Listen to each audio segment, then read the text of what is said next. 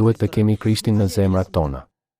Kur e kemi Krishtin në zemrat tona, kjo shprehet nga jashtë si një akt fetar që quhet predikim. Me qenë se kemi Krishtin në zemrat tona, ne mund t'ua predikojmë Krishtin të tjerëve. Nga ana tjetër, për ata që nuk e kanë Krishtin, mund të jetë e vështirë ta bëjnë këtë edhe me ndihmën e të tjerëve. A kam shumë nga gjërat e Perëndisë, apo kam shumë nga ato që i përkasin botës? Sjellja e një personi ndryshon në bazë të kësaj. Le të kthehemi te Mateu, kapitulli 28, vargu i 16, dhe të zbulojmë si t'i bindemi vullnetit të Perëndisë dhe ta zbatojmë atë në praktikë. Le të shohim vargun e 16.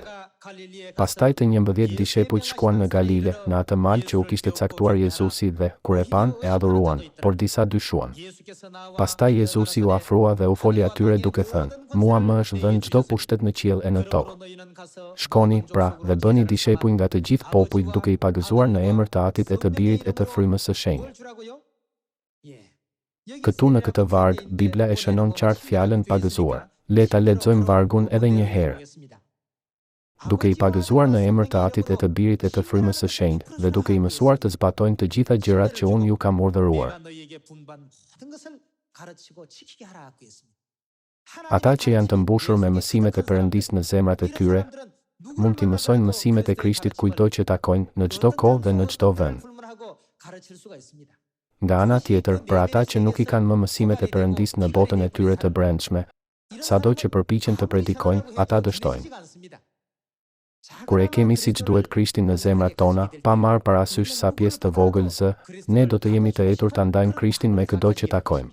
Megjithatë, ata që nuk e kanë Krishtin në veten e tyre, nuk janë të gatshëm ta ndajnë Krishtin me të tjerët.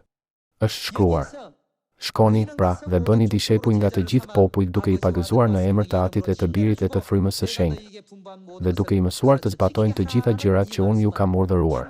E thënë thjesht.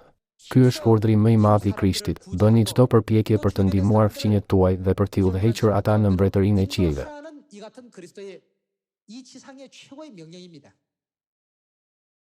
Vetëm ata që kanë Krishtin në zemrën e tyre mund ta kryejnë këtë punë.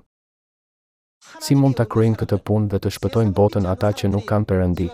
Me fjalë të tjera, ata që nuk besojnë në Perëndi, ata kurrë nuk mund ta kryejnë këtë punë.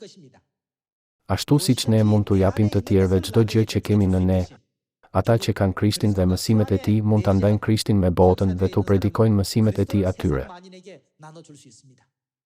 Ne duhet të jemi në gjendje të ndajmë lumturinë me ata që janë të palumtur, t'u japim shpresë të shkëlqyer atyre që nuk kanë shpresë për të ardhmen dhe t'i lëmë ata që vuajnë nga agonia e jetës të kuptojnë se mbretëria e qiejve ekziston dhe se vuajtjet e tanishme nuk ja vlen të krahasohen me lavdinë që do të zbulohet.